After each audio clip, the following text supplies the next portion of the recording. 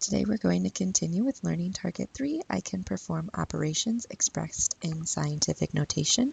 In our previous video we had worked with addition and subtraction in scientific notation, and today we're going to be focusing on multiplication and division in scientific notation. So in order to find the product or quotient of numbers in scientific notation, we're going to be using our exponent rules to help simplify the powers of 10.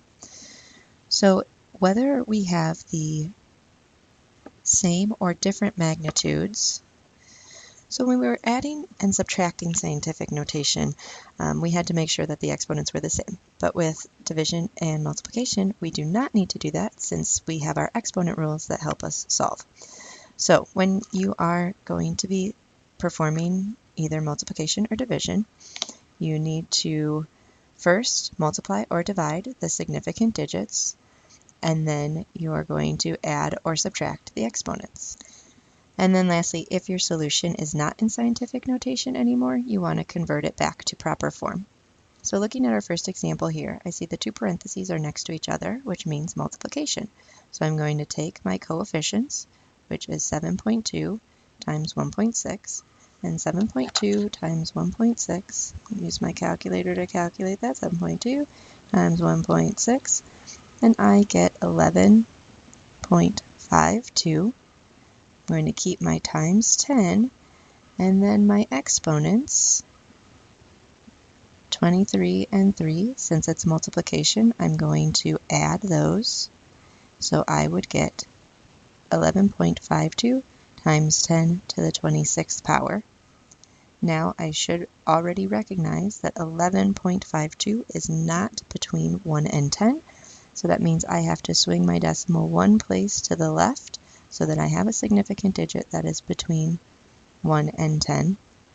And if I swing my decimal one place to the left, that means that I have to add 1 to my exponent. So my final answer would be 1.152 times 10 to the 27th power. If I look at example 2, I have 8.2 times 10 to the 8th divided by 2 times 10 to the 3rd.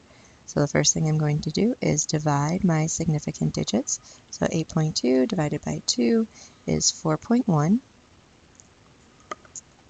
And then since I am dividing my powers of 10 or my bases of 10, I am going to subtract my exponents. So I would have 8 minus 3, which gives me 5. So I have 4.1 times 10 to the 5th. And since 4 is between 1 and 10, I am good to go. If I look at example 3, I can see I have multiplication again, so I'm going to take 8.4 and multiply it by 2 times 5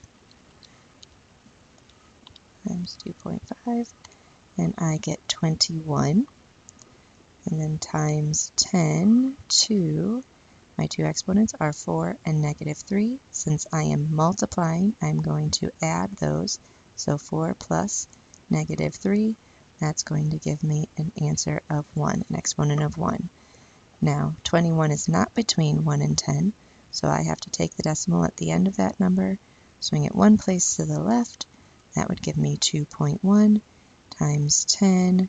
Since I swung the decimal one place to the left, I have to add 1 to the exponent, which would give me 10 to the 2nd power. And then I am in scientific notation for my answer.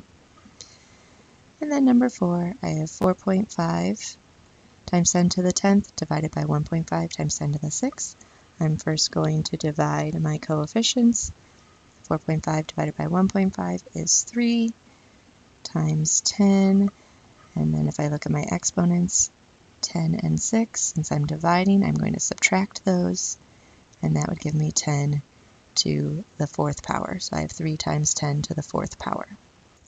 Okay, number 5. A football field is approximately 1.2 times 10 to the 2nd yards by 5.33 times 10 to the 1st yards. What is the approximate area of the football field? So for this, we need to be able to understand how to calculate area, and it does take some prior knowledge knowing that a football field is a rectangle. So if I'm finding the area of a rectangle, that's your length times width, so I'm going to take 1.2 times 10 to the 2nd and multiply that by 5.33 times 10 to the 1st. So I'm first going to take my significant digits and multiply them.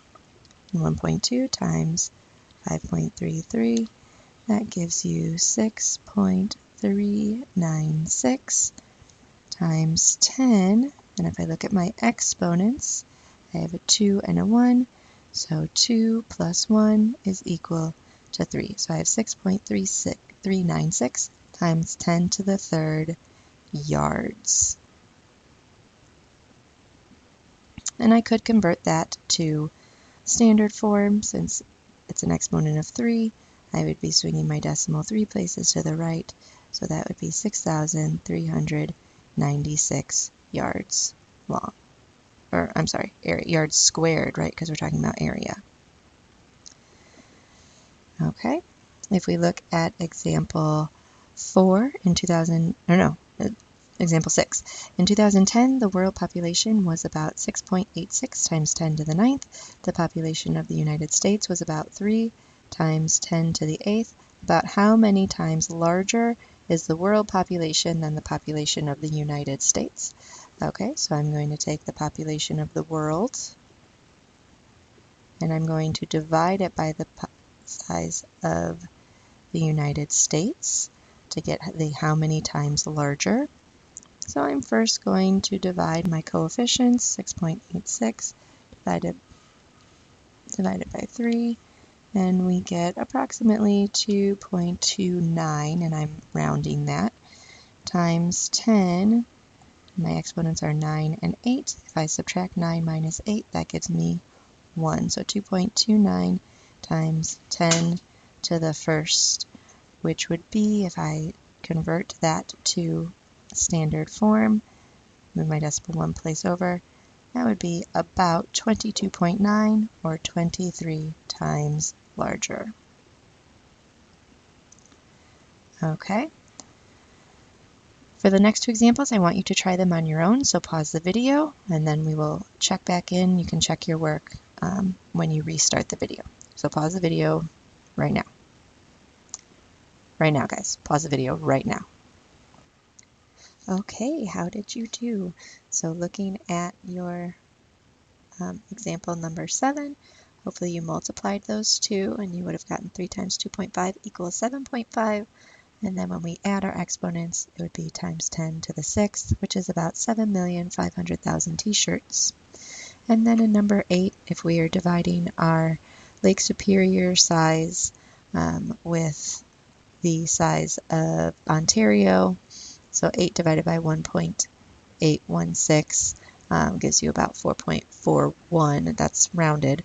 And then when we subtract 4 minus 4, that gives us 0. So we are not going to be swinging our decimal anyway. So that gives us an answer that Lake Superior is about 4.4 times greater than Lake Ontario. Okay, so use that to help you with your homework below. Good luck. Email me if you have any questions.